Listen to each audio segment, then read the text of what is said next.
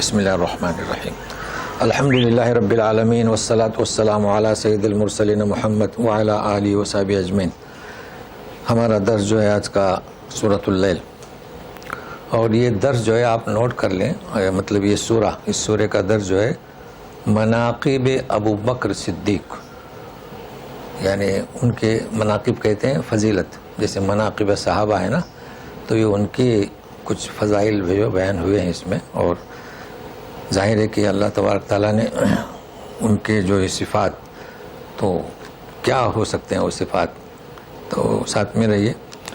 اعوذ باللہ من الشیطان الرجیم، بسم اللہ الرحمن الرحیم۔ واللیل اذا یغشا والنہار اذا تجلی وما خلق الذکر والانثى۔ رات کی قسم جب وہ چھا جائے اور دن کی جب وہ نمودار ہو جائے تجلی سے، یہ تو کئی دفعے ہو چکا ہے۔ اور جو پیدا کیا نر اور مادہ، میل اور فیمیل، ظاہر ہے کہ کوئی معمولی بات نہیں ہے، نر اور مادہ پیدا کیا، اسی سے نسل بڑھتی ہے، اور پھر درختوں میں بھی اس پر جتنا کہا جائے کم ہے، لیکن آپ جب جانتے ہیں تو اس کی بھی قسم کھائی جا رہی ہے۔ لیکن قسم کھانے کے بعد کیا کہا جا رہا ہے، یہ سنیے آپ۔ ان سعیکم لشتا، جی، ان سعیکم لشتا، تو قسم کا جواب ہے یہ ل تاکید شتا، کہ تمہاری سعی پر ہم بیان کر چکے ہیں، ہم بھی سعی کرتے ہیں۔ سعی کا معنی دوڑنا نہیں، دوڑنے کے لیے تجری آتا ہے، یمشی چلنا، تجری دوڑنا، یجری تجری، اور سعی اس سے بھی بڑھ کر جد و جہد، تحریک، حرکت، یہ کہا جا رہا ہے۔ تو ان سعیکم، تمہاری کوشش، لشتا، شتا کے معنی آپ کو یاد رہیں گے، اس لیے ہم نے ایک آیت کا حوالہ آپ کے لیے نوٹ کیے ہیں۔ شتا کے معنی مختلف، تو یہ نوٹ کریں، کام آئے گا۔ دیکھیے آپ جائیں 61 میں سورہ نور کے، تو اس میں کیا اللہ تعالیٰ لکھتے ہیں، فرماتے ہیں لیس علیکم جناح ان تأکلوا جمیعا او اشتاتا، تو اشتاتا سے شتا، یہ ہم اکثر بیان کرتے ہیں، چونکہ اس کے پہلے بڑی شدت تھی، چونکہ قرآن سے جڑے ہوئے نہیں نا، کھانے کے لیے گئے وہ زبردستی ایک ساتھ کھاؤ۔ ارے بھائی، میزبان نے ایک ایک پلیٹ آپ کے سامنے رکھا ہے، ادب یہ ہے کہ آپ اس کے کیا اسے کہتے ہیں، اس کے ارینجمنٹ میں انہوں نے جو طریقہ، اس میں دخل اندازی نہ کریں۔ انہوں نے ہر ایک کے سامنے ایک ایک پلیٹ رکھی ہے نا، خلاص، اب آپ اس کو مجبور کیوں کر رہے ہیں کہ سب ساتھ میں؟ اچھا، یہ طریقہ کار غلط ہے۔ اچھا، انہوں نے ٹیبل کرسی لگایا، آپ کریں کہ نیچے فرش پر، تو کیوں ہوتا ہے ایسا؟ دیکھو اللہ تعالیٰ کیا فرماتے ہیں، تم پر کوئی حرج نہیں کہ جمیعا، مل کر کھاؤ، اشتاتا، الگ الگ کھاؤ۔ پھر ہم اور آپ کون ہوتے؟ اختیار دیے ہیں نا۔ اب یہ اختیار دیکھو کلام پاک کا علمی اعجاز اب کام آیا، اب تو نماز بھی علیحدہ پڑھتے ہیں، تو یہ اعجاز ہے علم قرآنی علوم کا۔ کبھی کوئی ایسی آیت آپ کو ایسی نہیں ملے گی۔ اگر ہم عوام پر چلے، عوام کے تصور پر کہ نہیں ایک ساتھ ہی کھانا کھاؤ، اب بتاؤ آپ کیا کریں گے؟ ہاں، تو یقیناً ہمارے لوگ جو جھگڑ رہے ہیں نا، وہ مخلوق خدا کی باتوں پر جھگڑ رہے ہیں اور اللہ کے کلام سے دور۔ بھائی ہم بھی چاہتے تھے، ہمیں بھی سمجھایا جاتا تھا کہ سنت اور افضل، جی ہاں ہمیں بھی پتہ ہے، مگر اللہ کے کلام کے ساتھ جب ہم نے پڑھا ہو، یہ تو یہاں لکھا ہوا ہے بھائی، اختیار ہے، خلاص، منع نہیں ہے سب ایک ساتھ کھانا، مگر واجب بھی نہیں ہے۔ تو یہ سب میں نے اس لیے کہ ایک مسئلہ بھی آپ کو معلوم ہو گیا، اور لشتا اور اعجاز قرآنی، یعنی آج یہ بات سمجھ میں آ رہی ہے کہ اس وقت اللہ تبارک تعالیٰ نے یہ کیوں فرمایا کہ کلو جمیعاً او اشتاتا۔ مگر ابھی تو سننا ہے. فَأَمَّا مَنْ أَعْطَى وَاتَّقَى. اب تو سب پڑھتے ہیں اعطا نہ کہ آتا. تو جس نے کہ دیا اور پرہیزگاری اختیار کی. اب کس نے دیا؟ اب یہ مناقب ابو بکر کے. وَصَدَّقَ بِالْحُسْنَى. اچھی بات کی تصدیق کی. 3 نقطے نوٹ کر لیجئے. دینا، ابو بکر دینے والے تھے. پرہیزگاری اور سچی بات، اچھی بات کی سچا. نبی کریم صلی اللہ علیہ وسلم کو آپ نے سب سے پہلے سچا کہا. معراج کا قصہ بولے تیرا دوست بول، کیا بول رہا ہے؟ کیا بیت المقدس جا کر آئے؟ اگر وہ کہہ رہے ہیں تو سچا. اب یہاں لوگ ایک ہی قصہ مشہور کرتے ہیں. کیا کہ حضرت عمر لے کر آئے، پوچھا کیا چھوڑا؟ تو بولے اللہ اور رسول، کیا آدھا مال چھوڑا. آدھا لے کر آئے، آدھا چھوڑا. بعد میں ابو بکر صدیق آئے، کیا چھوڑا؟ تو بولے اللہ اور رسول کا نام چھوڑا. یہ ہم بیان کر چکے ہیں. تو صرف اس لیے نہیں، صرف ایک واقعہ نہیں. اس وقت حضرت عمر رضی اللہ عنہ فرما گئے تھے کہ ہم تو سبقت نہیں کر سکتے. آپ بتائیے کہ ہمیشہ سے ابو بکر صدیق مکے سے ہی جن غلاموں کو اور جن باندیوں کو شدت سے ستایا جا رہا تھا جا کر خریدتے تھے اور آزاد کرتے تھے. اچھا وہ شخص، اچھا تم خرید رہے ہو، اب ایک مثال دے رہا ہوں، کتنے میں بکتے تھے مجھے پتہ نہیں بھائی. 100 دینار کے ہیں تو 400. اب یہ کہ وہ حرام کے لے رہا ہے، مگر یہ کہ دیتے تھے، یعنی بڑی قیمت میں خریدتے تھے، آزاد کرتے تھے. یہ بھی اس میں شامل کرنا، اسے کہتے ہیں مناقب ابو بکر صدیق. جی تو یہ ہے. آپ جانتے ہیں سب سے پہلا درجہ کس کا ہے؟ من النبیین. ہمیں اختیار نہیں. نبی بننا کسی کے بس کی بات نہیں.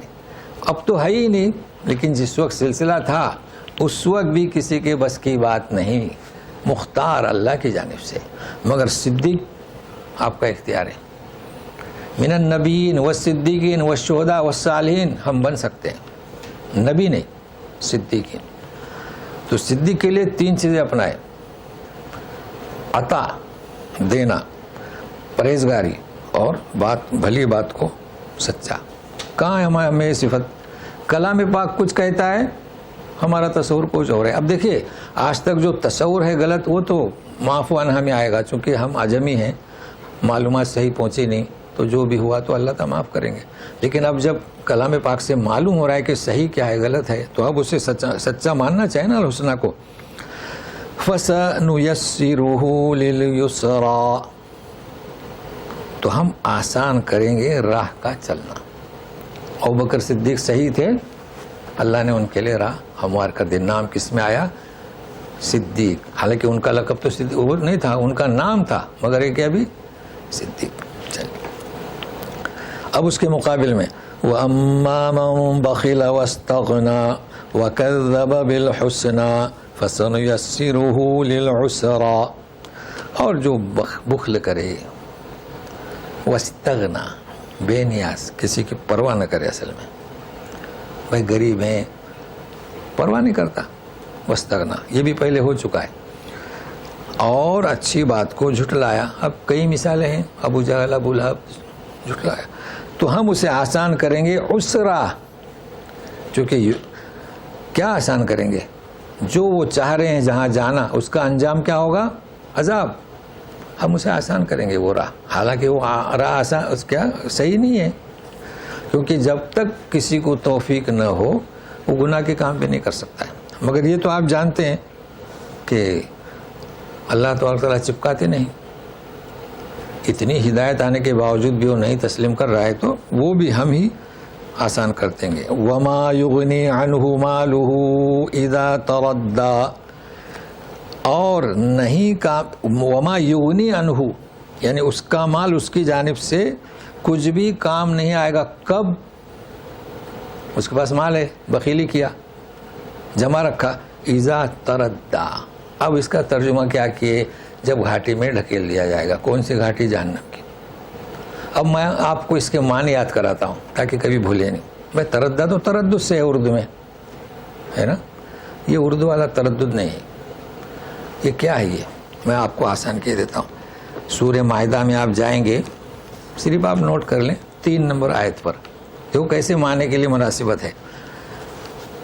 3 نمبر آیت پر حرمت علیکم المیتۃ, جتنے جانور حرام ہے وہ بیان کیے گئے, تو اس میں یہ بھی ہے والمتردیۃ.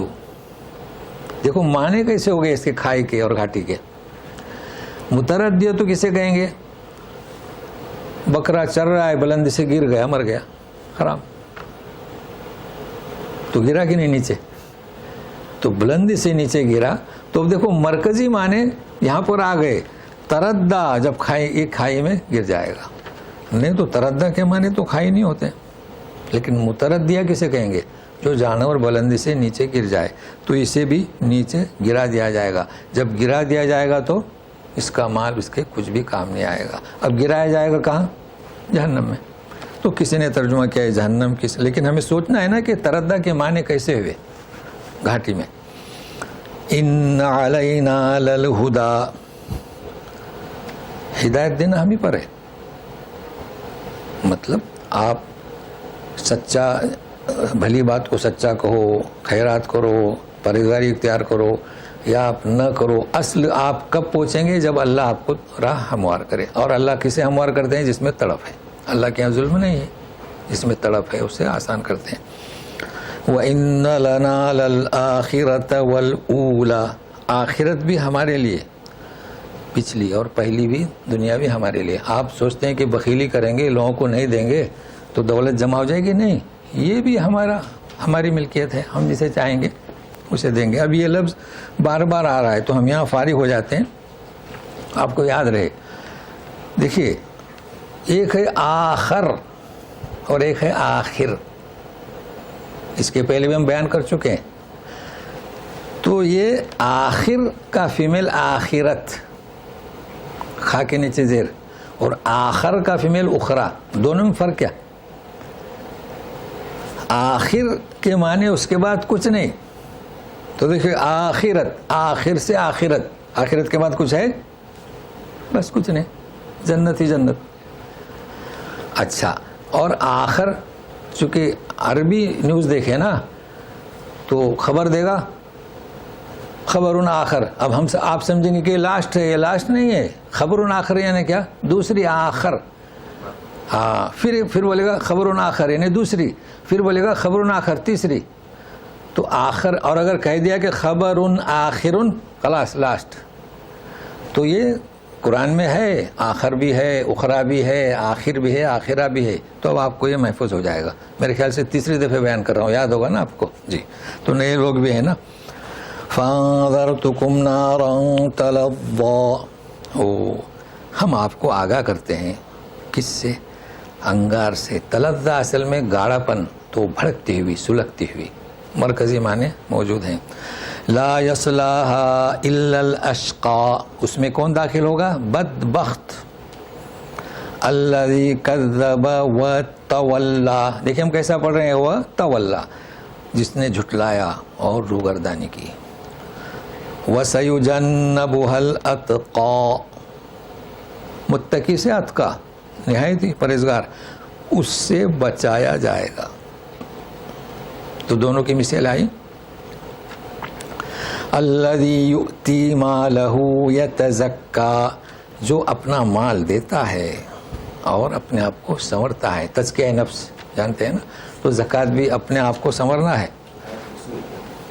جی بولیے, کون سی؟ ہاں, لا یصلاھا الا الاشقى, ٹھیک ہے نا. مطلب ہے کہ اس میں کون داخل ہوگا؟ بدبخت. الذی کذب وتولی, جس نے جھٹلایا اور روگردانی کی.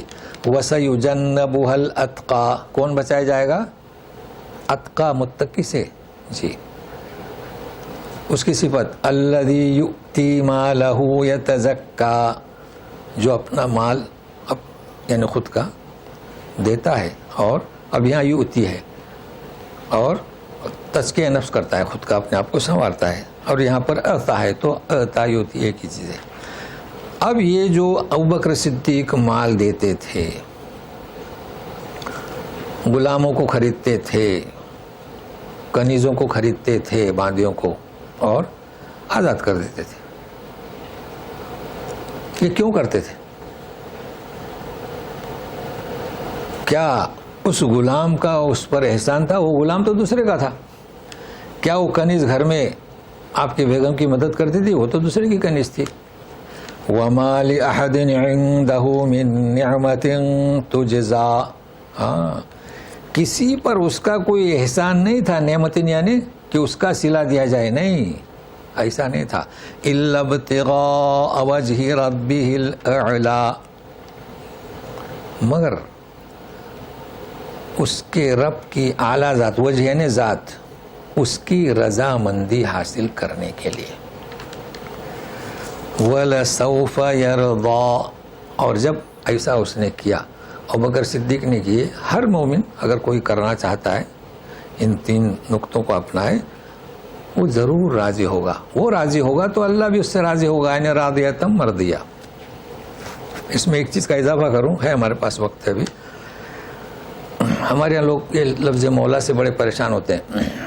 مان لیجئے کہ ایک شخص کے پاس غلام ہے، کام کر رہا ہے، ایسے ابوبکر صدیق، یہ ان کی بات نہیں، یہ تو آپ خریدتے تھے اور آزاد کرتے، چلو یہ بھی لیں، میں اس سے خریدا، لے کر آئے اپنے پاس تاکہ مشہور ہو جائے کہ یہ میرا ہے، خلاص، پھر اسے آزاد کرتے تھے۔ اب وہ کہاں جائے گا؟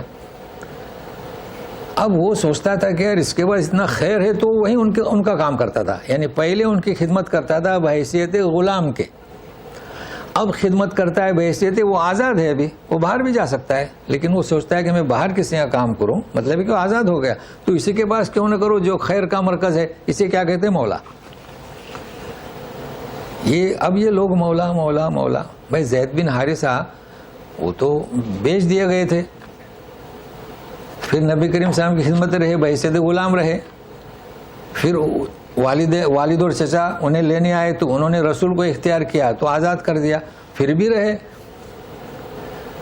کیوں؟ ایسی ہستی نہیں ملے گی۔ تو اللہ کے رسول کیا فرماتے تھے؟ جیسے کہ حدیث ہے، انت مولانا۔ تو اب میں نے اس میں اضافہ، تو کیا مطلب مولانا؟ یہ ہے مولا۔ تو یہ لفظ قرآن شریف میں بھی ہے، مولا، اللہ کے لیے، یہ مولا، غلاموں کے لیے کیوں؟ غلاموں مولا مولا، تو یہ ہے مولا، کیونکہ پورا بھروسہ کیا اس نے، نہیں جا رہا ہے، آپ کی خدمت کر رہا ہے بغیر اس کے قید کے۔ پہلے خدمت کرتا تھا واجبی، آپ کا وہ غلام تھا، آپ خدمت کر رہا ہے کیسے؟ آزاد، تو وہ مولا نہیں تو اور کیا؟ جی، تو اللہ تعالیٰ ہمیں اس کی توفیق دے کہ ہم بھی سمجھیں، تاکہ وَلَسَوْفَ يَرْضَىٰ رَاضِيَةً مَرْضِيَّةً۔ تو ابھی انتظار کیجئے گا، ایک اور کلاس ہو جائے گی انشاءاللہ۔